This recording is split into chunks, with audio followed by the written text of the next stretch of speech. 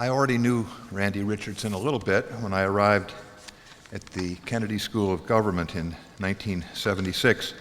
Almost immediately, I found that I was also a grantee, and not only that I was receiving corporate donations from individuals I had never heard of, whom Randy had been canvassing on my behalf.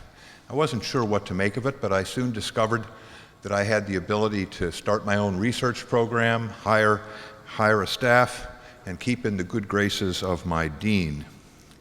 There was, however, a condition attached to Randy's donation.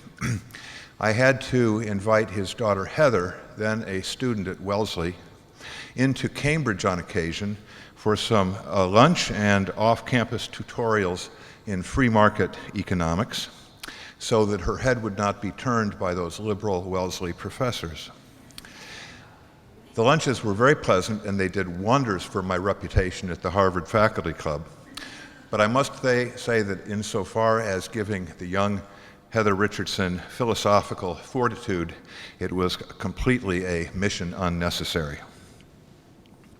Randy and I became friends and compatriots, and worked on many projects, created a lot of creative mischief, for example, at the Institute for Economic Affairs, as sponsors of dozens of campus conservative newspapers at colleges around the country.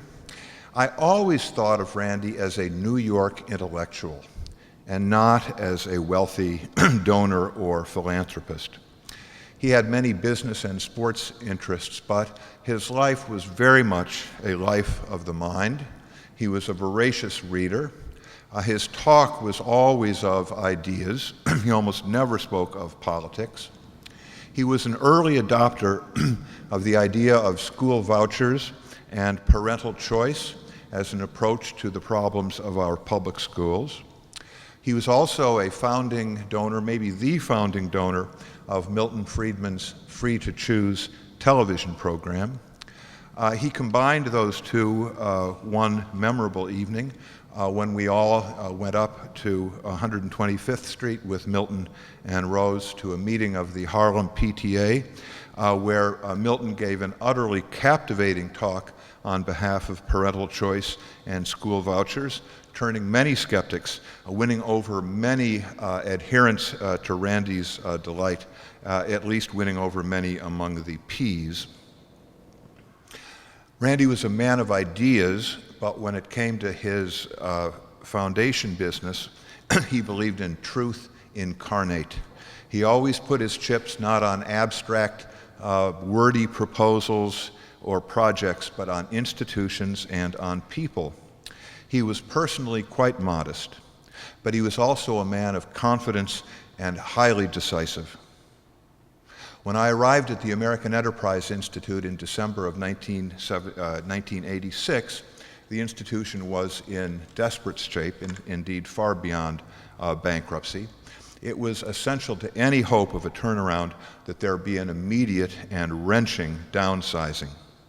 On my first day, I was at a luncheon in New York, and I asked if I could have a few words with Randy and his executive director at the time, Devin Cross.